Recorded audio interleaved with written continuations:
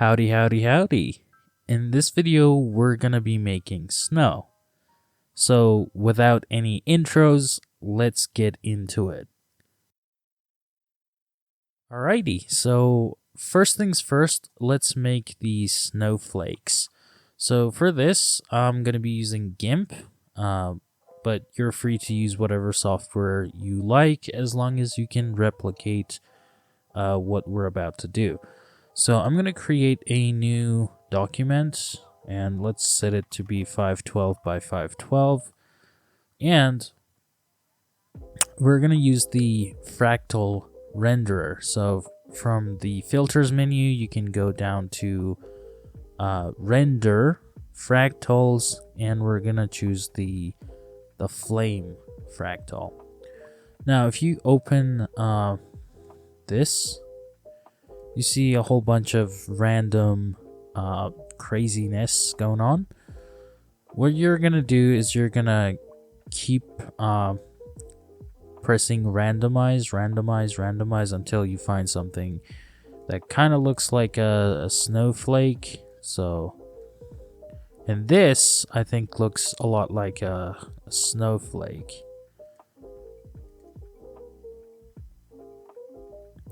Alright, so we're going to keep this. We're going to create a new layer. And we're going to do this again. So we're going to open our menu and we're going to do it a couple more times maybe. Okay, it's set to darken only. Let's set it to screen. So now, as you can see, we are layering fractals. So let's add another layer and set it to screen. And we're gonna do another fractal. So just keep pressing these, or you can just randomize.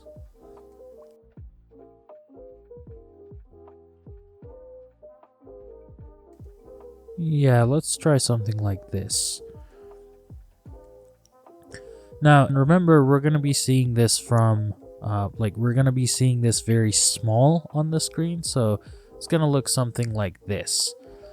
And you can also move around these layers, so if you're not happy with how they look, you can rotate them and scale them as well. Yeah, so you can totally play around with the fractals. Now, I've already rendered many of these fractals, and I handpicked some of them that kind of look like snow. So, for example, this one I think looks a lot like a snowflake. Also, maybe this one. So I handpicked some of these and I put them here in the snow folder, and I packed them into a sprite sheet that we're going to be using. And while we're here, let's create another texture. Let's go with 256 by 256. We're going to create a noise mask, kind of like just a bunch of random dots on the screen. And we're going to use that to control the smoothness of the snow surfaces so that we get some sparkling effects. Now, you can do this however you want. We can use a noise texture. We could maybe use a... let's see.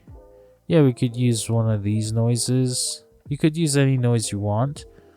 And I'm gonna go with something like this.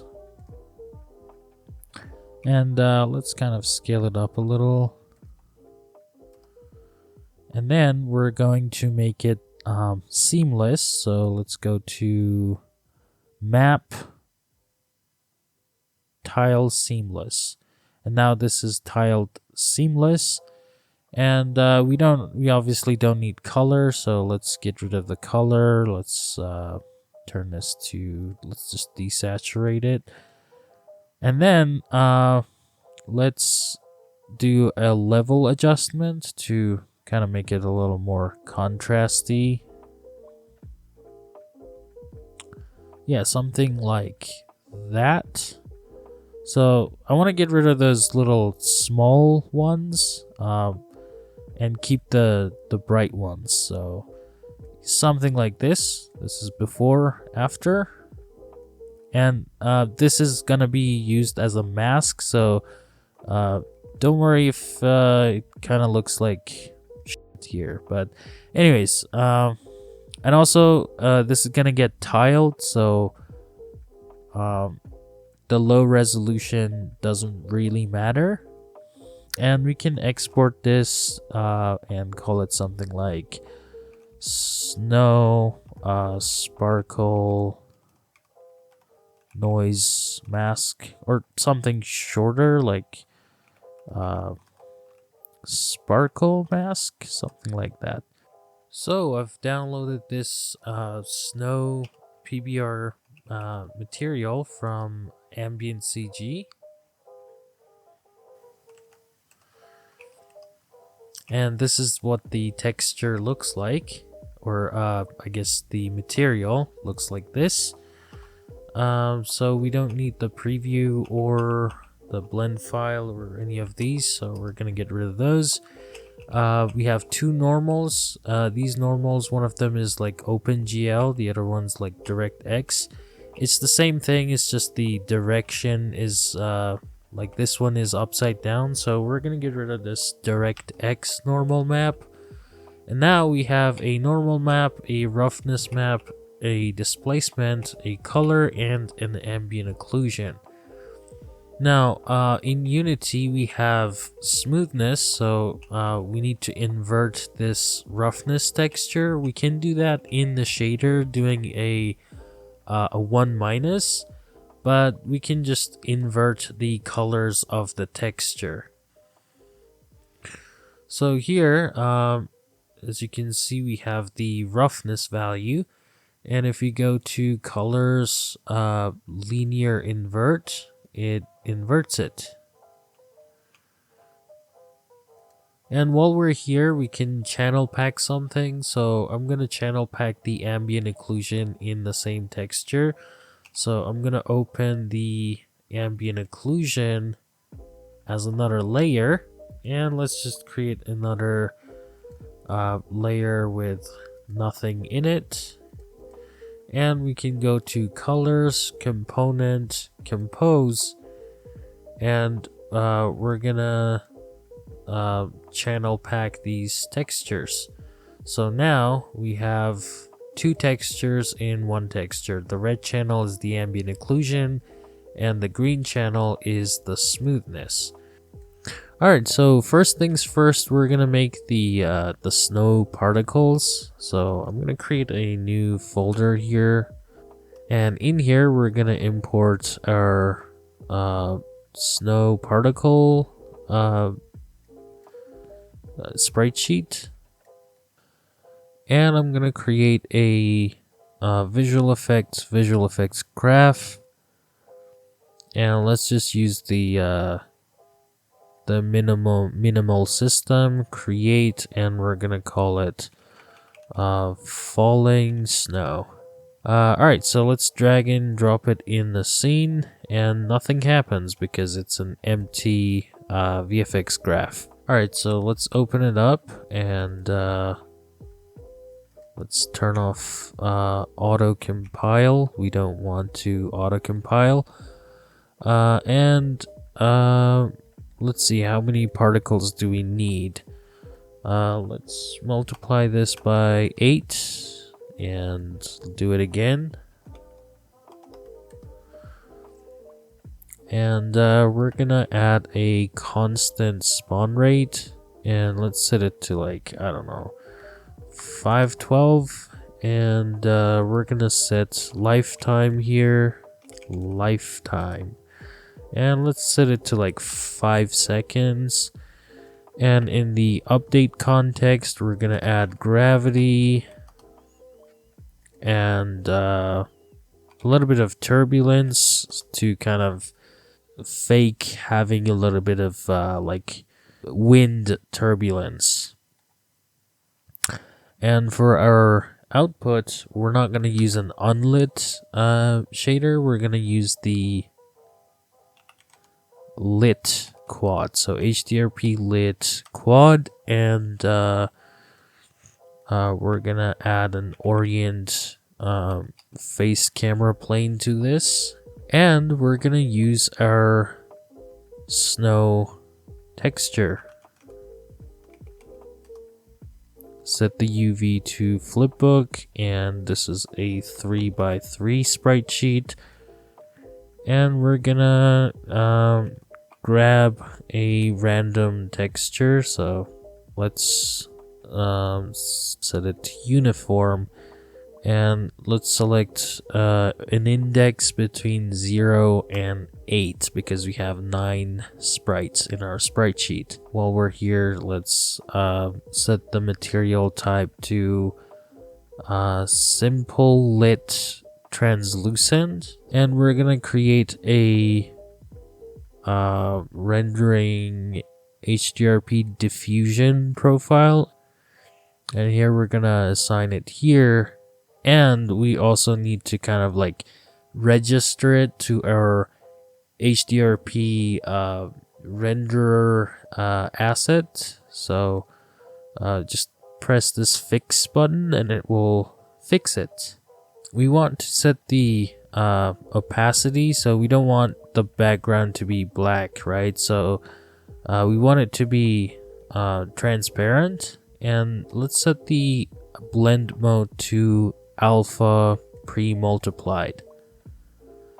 And we're also gonna check use soft particles so that it doesn't clip into any geometry. And also we need to set it to have a shape. So let's do shape,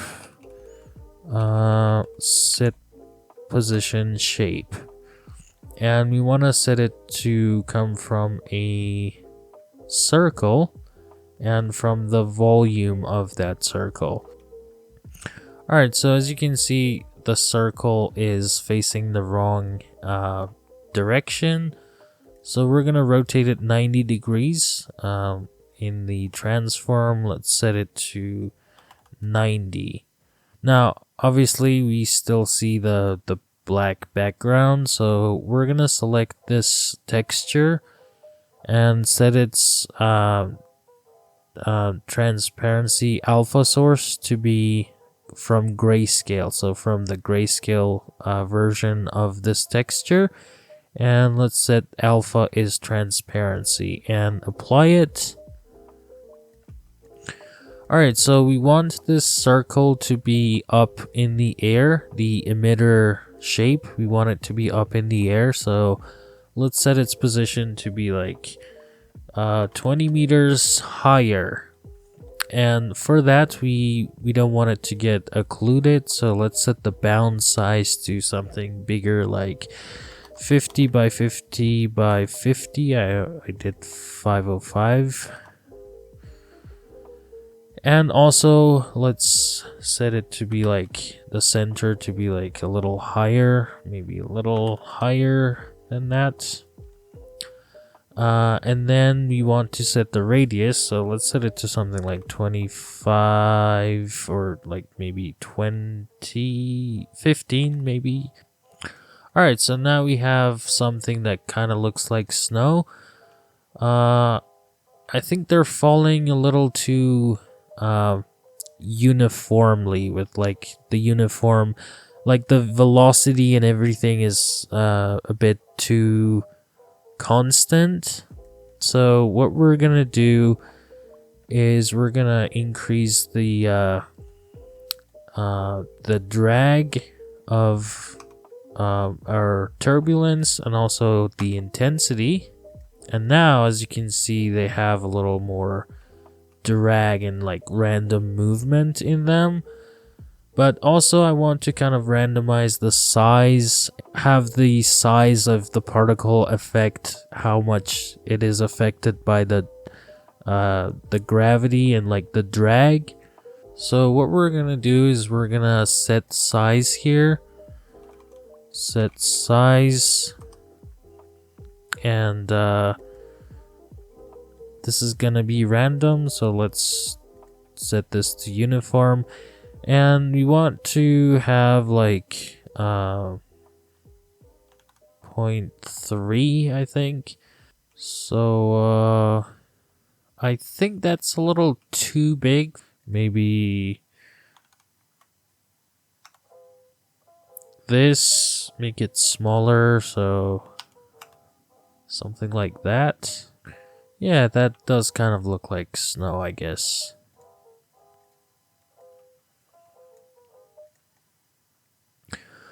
So what we're gonna do is we're gonna get size, so get the size of the current particle, and we want to kind of control the drag using the size. So we're gonna do a remap,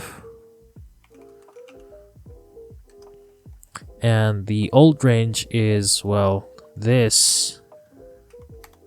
And the new range is, I want something like 1 between 1 and 3. So let's plug that into the drag.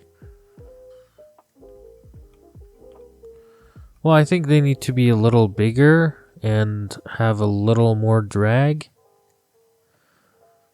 Or maybe we could just decrease the amount of gravity that is affecting them. So instead of 9, we could set it to like 7.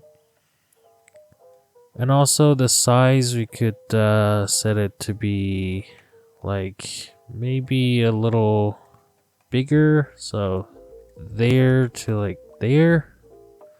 And also we need to set it here as well. And then we can kind of set the opacity over lifetime. So alpha over life, or actually let's do color over life, and select only alpha. And now we can kind of control how it fades out. So what I'm gonna do is I'm gonna increase the lifetime to something like 8 seconds, and move it up to like 25 meters in the sky. Alright, so one of the reasons it kind of doesn't feel like snow is because we're seeing a sunny sky and we're seeing the sun. So let's fix that. We're gonna go to volumes, and we want to add a thick layer of clouds. So for that, we're gonna be using the volumetric clouds, and let's enable clouds, and we're gonna choose the overcast.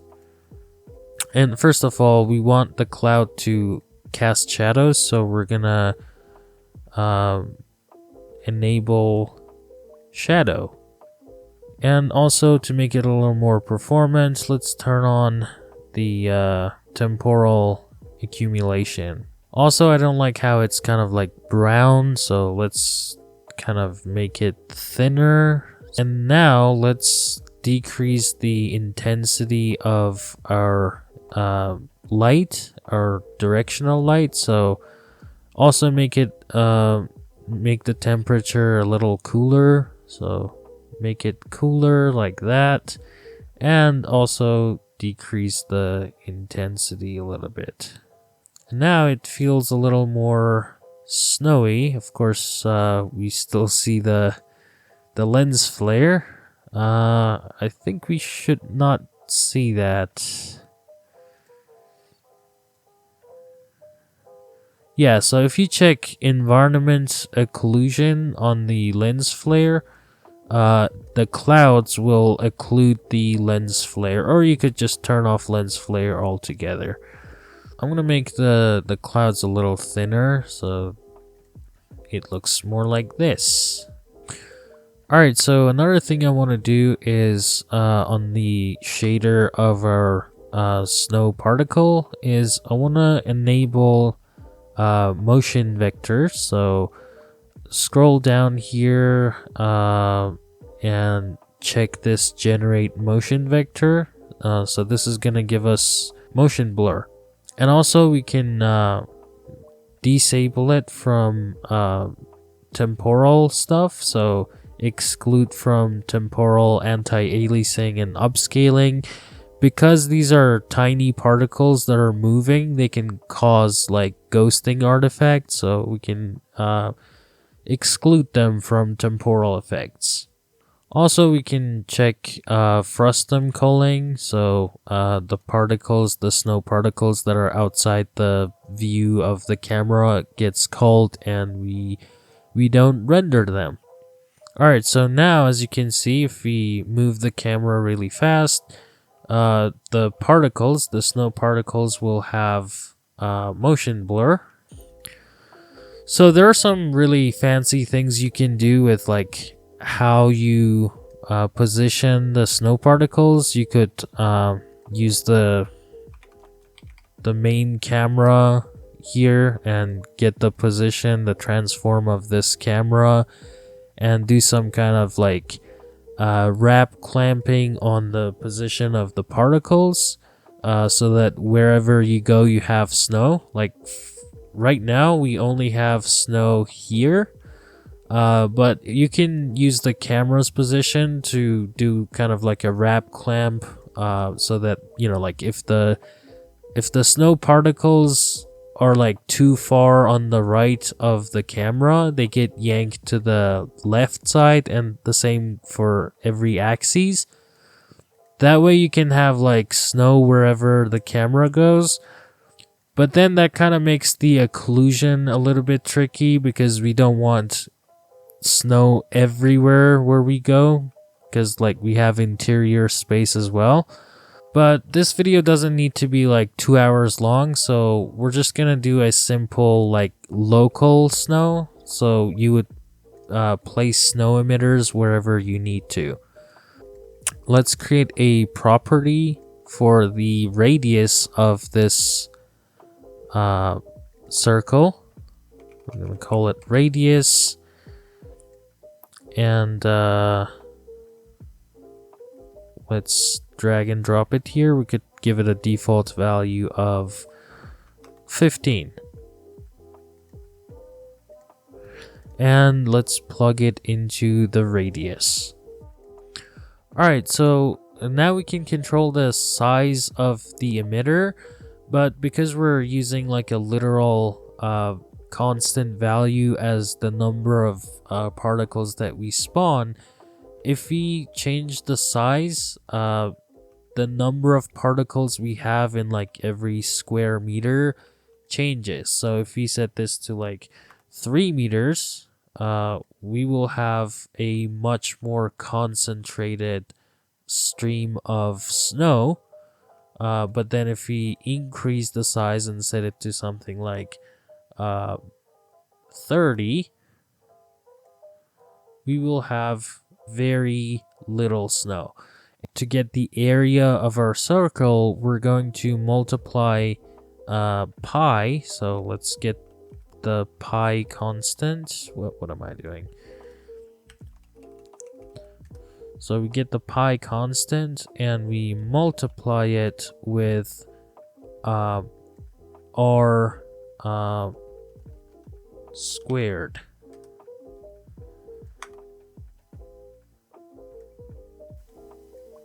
This gives us the area. Now, how many particles do we want to spawn in every square meter? So multiply this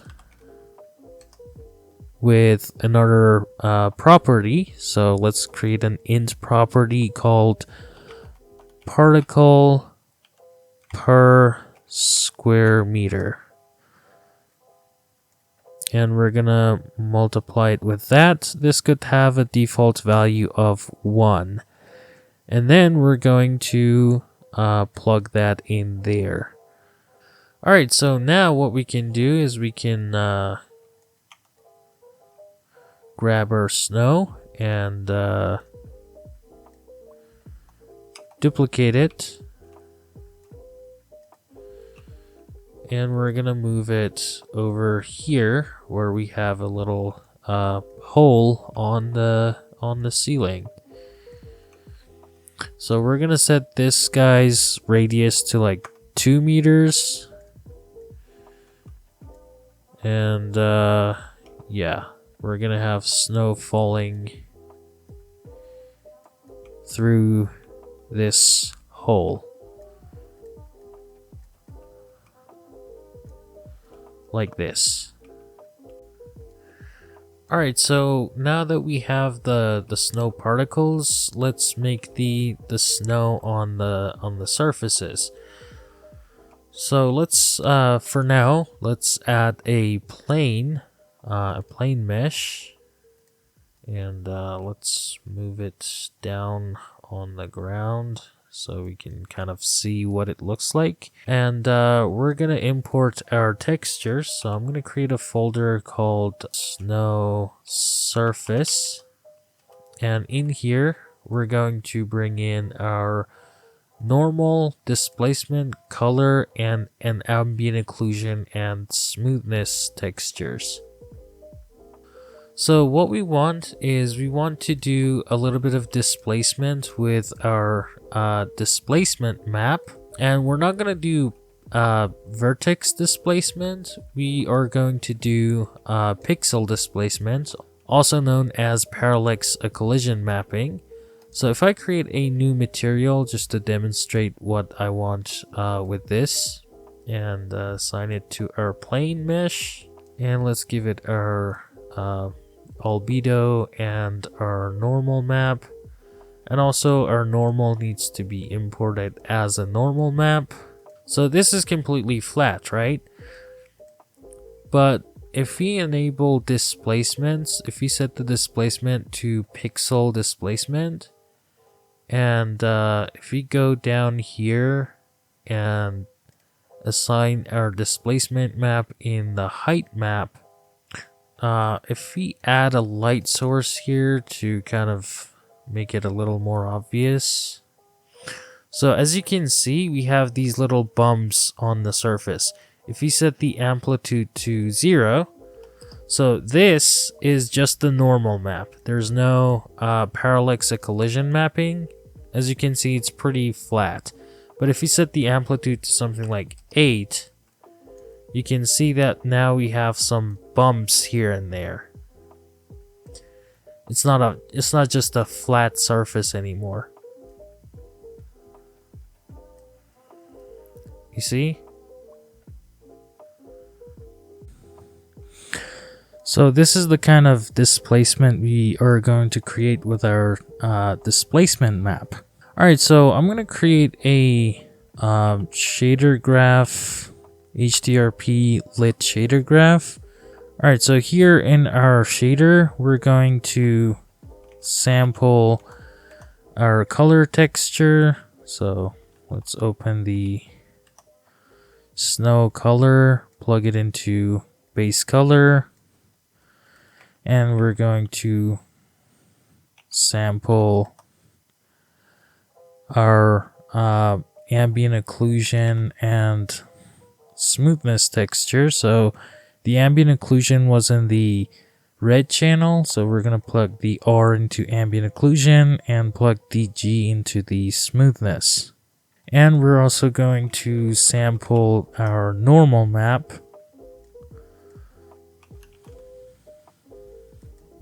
And we need to set the type to normal and plug this into the normal tangent space.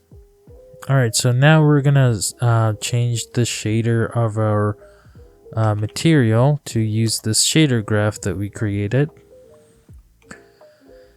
And we don't have any parallax occlusion mapping or pixel displacement. Now the node group for parallax mapping, we're gonna get that node group from the the shader graph samples. So if you go to package manager and search for shader graph and go over to samples and scroll down and import the production ready shaders. I've already imported it.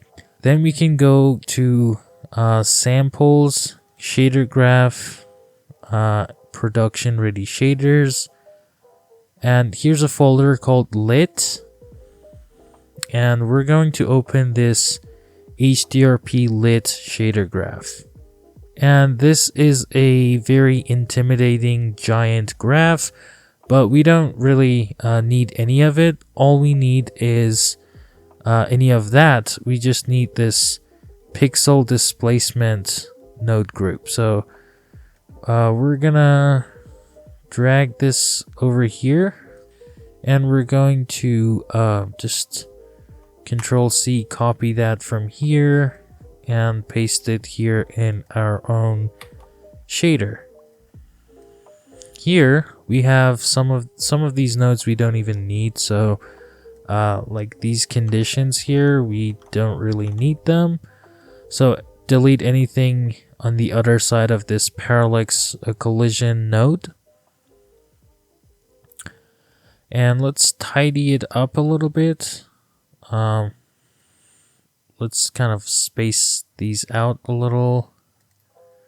So this vector 2 here is the primitive size. I'm not exactly sure what this is, but I think this will affect the size of our displacement. Now these two sliders here are like the number of samples we do for the parallax mapping. And let's just leave everything as is.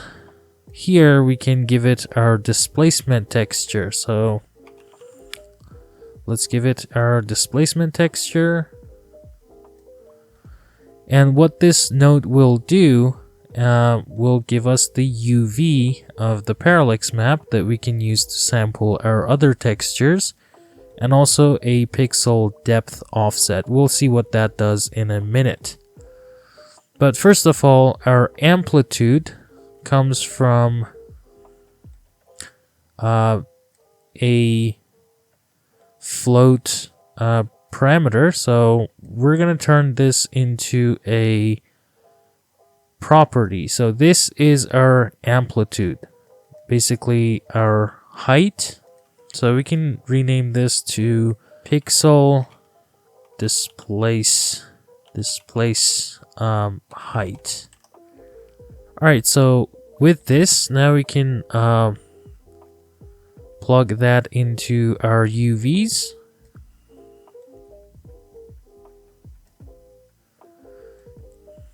And here, as you can see, we have a tiling as well. So let's add a vector 2 called tile or tiling, and let's give it a default value of 1 on both the X and Y, and plug that into the tiling. Alright, so now as you can see, our snow does have some parallax mapping. Of course, it's a little too intense here, so we can decrease the amount or the height. We'll set it to like 7. Alright, so now what we need to do is we're going to go to our graph settings, and under surface options, we're going to check the depth offset. And this will add this output in our shader, and we're going to drag this pixel depth offset into this depth offset output. Now we also have to check that on our material. So what this will do is it makes the height, as you can see, the feet of this character, it looks as if there are actual bumps in the geometry, and it's kind of like using the depth from our displacement map to kind of do a depth fading, so it looks like there's actual geometry there. Alright, so now we need a way to put this material on the surfaces in our scene. And for that, we're going to use a custom pass. So let's get rid of the plane mesh here. And we're going to add, we're going to create a volume, custom pass volume. And we're going to go up here in our layer. And we're going to add a layer called snow. Or we could call it like outdoor or something. Let's call it outdoor. I'm gonna deactivate this component for now, and we're gonna add a draw render custom pass. And in the filters, we're going to select nothing and then select outdoor, so it's only going to draw the meshes that are in the outdoor layer. So we're gonna add a custom draw pass to all the meshes that are in the outdoor layer. And here in the overrides, we're going to give it this snow material. Alright, so now if we enable it, you see nothing really happens. The room 1 is I guess outdoor. Those other 2 rooms are not outdoor, so we don't want any snow on those rooms, so we're only going to select this room 1 and set its layer to outdoor and change their children as well. Now what will happen is, well, now we're doing another draw call here, but you're not actually seeing the snow because it's like overlapping with this geometry. Here we're going to do a little bit of vertex displacement. So if you go back to the shader, we want to, in the vertex shader, we're going to push the vertices or the faces outwards. And for that, we're going to get the position of the geometry or the vertex position. And we're going to add something to it and then plug it into the position. So we kind of change the vertex position. Now, what do we add to this? We add the normal vector.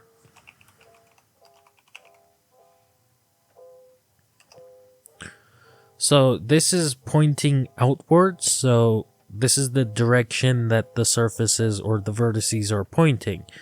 And of course we want to control how much we extrude it, so let's multiply it with a parameter or a property. We're going to create a float property called snow height. And we're going to multiply this with that. And of course, we're going to give it a default value of, let's say, 0.1. And we're going to add it to our vertex position. All right, so Unity crashed and we're back here. So let's quickly add our volume custom pass here again. I'll speed up the video. Alright, so we are still not seeing anything. Alright, so we actually don't want to set the position, get the position of the world. We want to get the object, object space, normal vector, and position. Alright, so now we have this snow on our surfaces, as you can see. What we need to do is set the the snow material to be transparent. Alright, so now what happens if we let the shader to compile?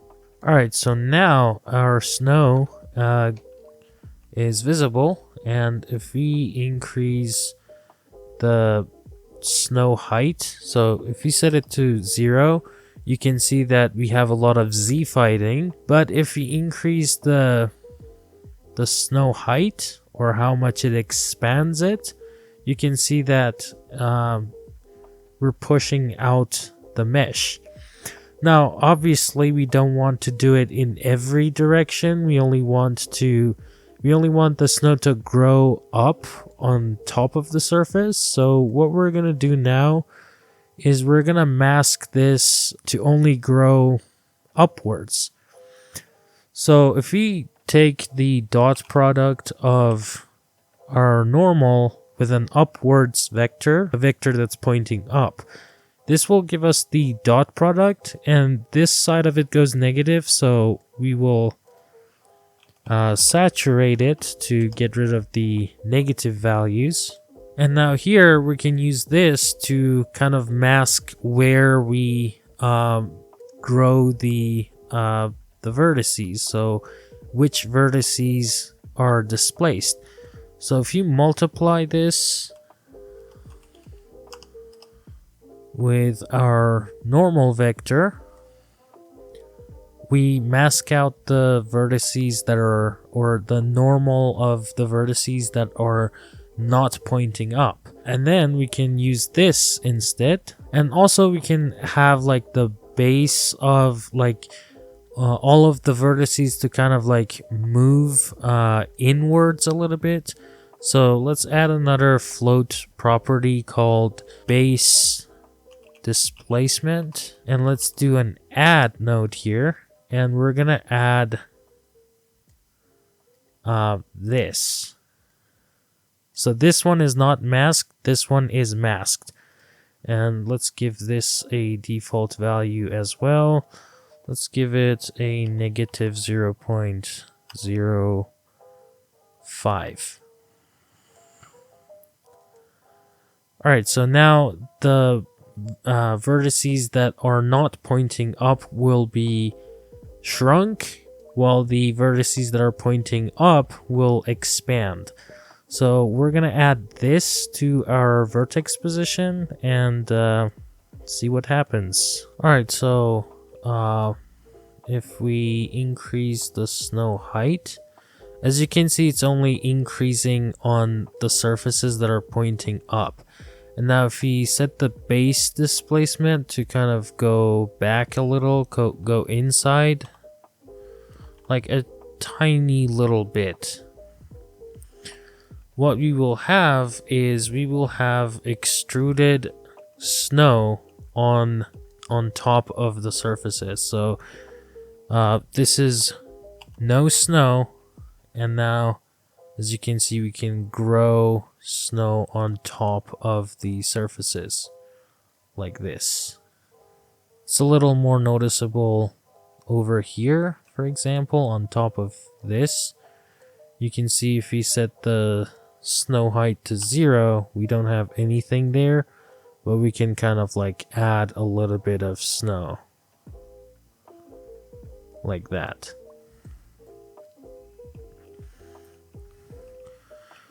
Now if we add our parallax occlusion mapping back, so if we set the pixel displace height to something like 8, you can see that now we have our pixel displacement as well. If you decrease the snow height, it kind of has a similar effect to like how snow would melt. And if you like increase it, it has a similar effect to like how it would, I guess, grow on surfaces. And now we have snow that can grow on surfaces.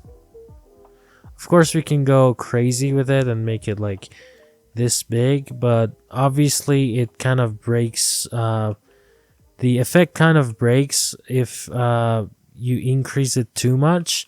especially on sharp edges like this. So you see it kind of breaks the illusion here. But yeah, I would say we should keep this between 0 and 0.15. Like that's, or 0.2, I guess. You can set it to be a slider between 0 and 0.15. And also, because of our parallax occlusion mapping, if you look closely, the objects that are close to the snow surface kind of get submerged in snow. So as you can see, like if we change the displacement height, you can see that it goes from flat to like kind of having a little bit of depth. So let's import our sparkle mask, and we're going to kind of like add this to the smoothness of our snow. Alright, so what we're gonna do is we're gonna sample our sparkle map texture. Sparkle. And we can of course use this UV for this as well. So instead of plugging the smoothness right from this texture, we're going to add our sparkle to this, but we can kind of increase its intensity. So let's multiply this with, like, I don't know, 20, and plug that right there, and plug this into smoothness. Alright, so what you see here is you don't see any sparkles, but you see these like black dots here. These points are actually very reflective, and they're kind of like reflecting the environment, and that's why they kind of look black. So they're almost like mirror. If you look at it straight on, you can see that they're very smooth. And from afar, you can see that they kind of sparkle, but that's not the kind of sparkle we want. Add another float property, call it sparkle mask size. And so this UV that comes from our parallax occlusion mapping, we can plug this into a tiling and offset node into the UV slot, and we can plug our sparkle mask size into the tiling, and then plug that into the UV. And now if we increase this size, it will give us a smaller sparkle. So I guess we shouldn't call it size, we should call it tile or tiling.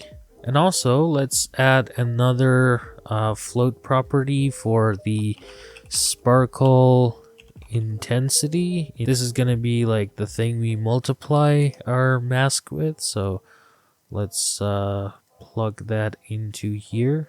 We're gonna use a Fresnel effect to kind of mask where we see these sparks or sparkles. So if you use this to sample a gradient, and this gradient goes from white to black, we can kind of control at what angle we start seeing the sparkles.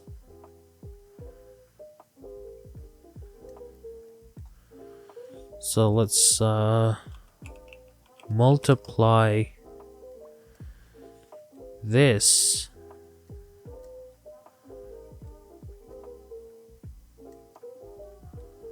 with that, and add this. Alright, so now that we have the Fresnel going on, you can see that we see the sparks here. Or why do I keep saying sparks? Sparkles.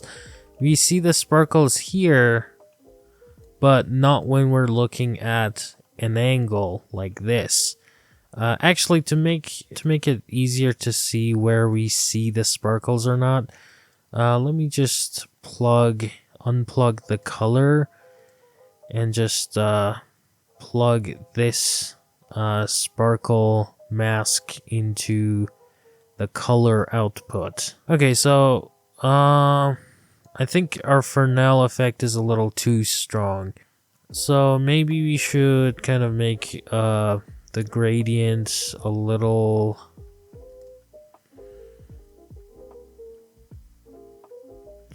So now we're seeing the sparkles a little more.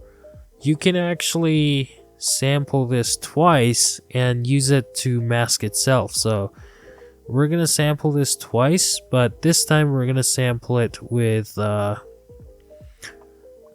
screen coordinates. So let's get the screen position and plug that into the UV, and then multiply this with our mask.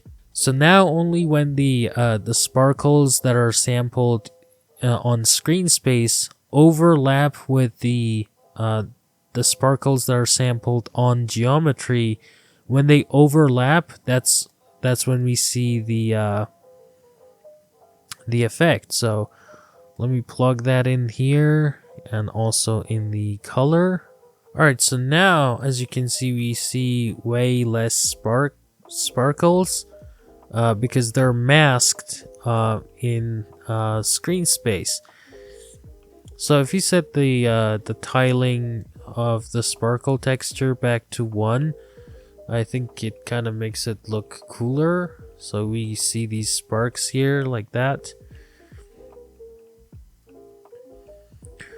Alright, let's plug the color back into the color socket. I'm actually tempted to add this to the color as well.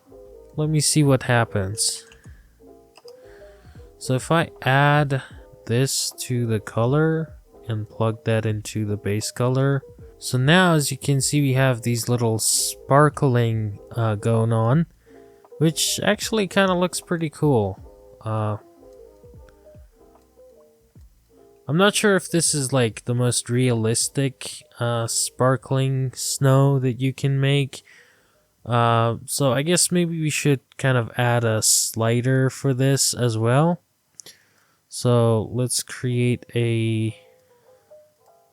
another float, call it sparkle albedo. So how much do we have the sparkle on the albedo? We're gonna make this a slider that goes from 0 to 1, and here we can I guess multiply this with the sparkle albedo and plug it into the add. So now if we set this to 0, our sparkle mask doesn't apply to the base color and will only apply to the smoothness. So now we don't have the sparkle affecting the color, and you can almost not see any sparkles.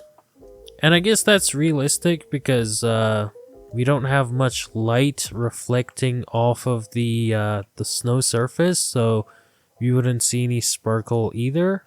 But let's increase this a little bit to see what it looks like.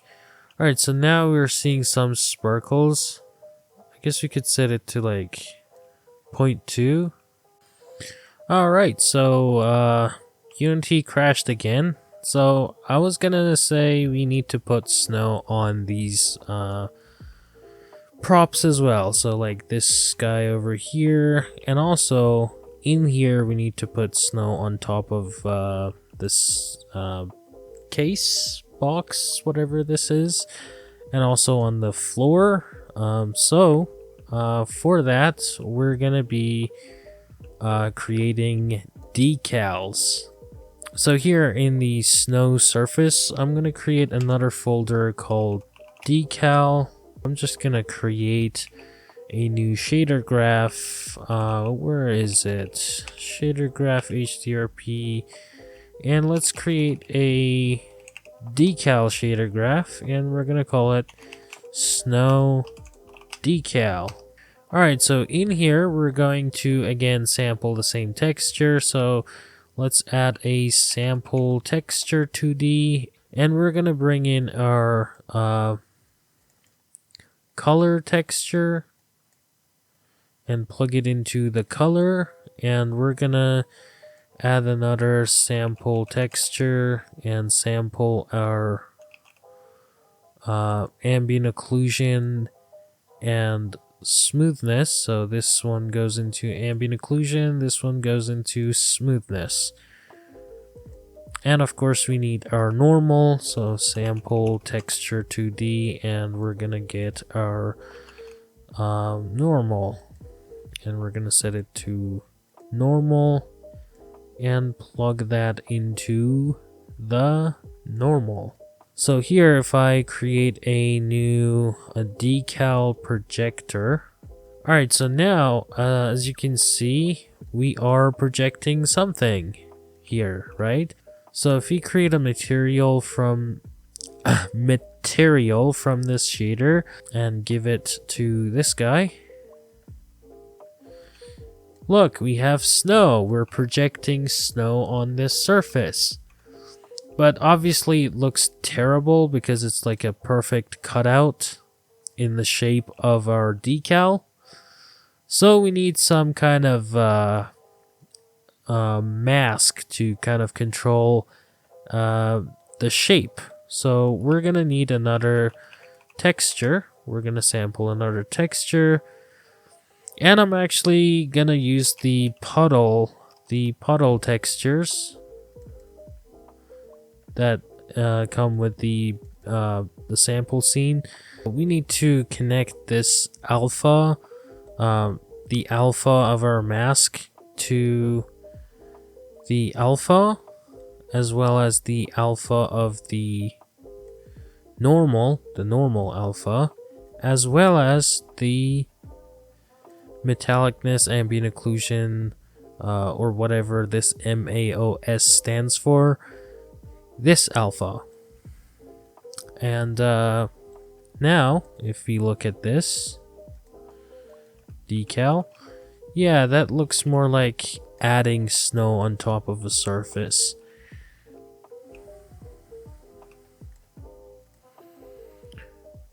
We can set this to like 0.5 on both. So set this to 0.5 and 0.5.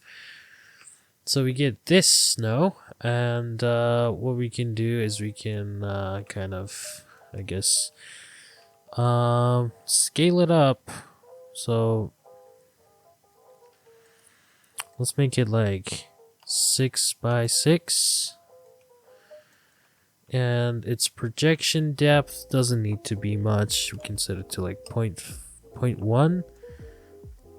And yeah, we're gonna set it there, duplicate it, and move it around, put it here, maybe rotate it a little bit, duplicate it again, move it over here, can duplicate it one more time, and move it up here on the top surface here. And of course it's not affecting the glass. Okay, it's not affecting the glass for some reason. Oh wait, there's no glass on top, it's only on the sides. Okay, so okay, my bad. I thought there was glass on top.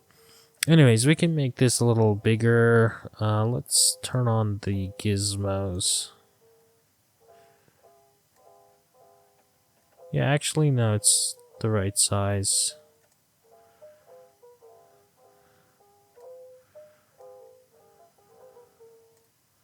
And also on the plant here, we can have another decal. And I guess we could have one over here. So if we turn our snow back on, we can see that the snow kind of terminates really abruptly. So we can kind of make a little nice, I guess, transition for the snow.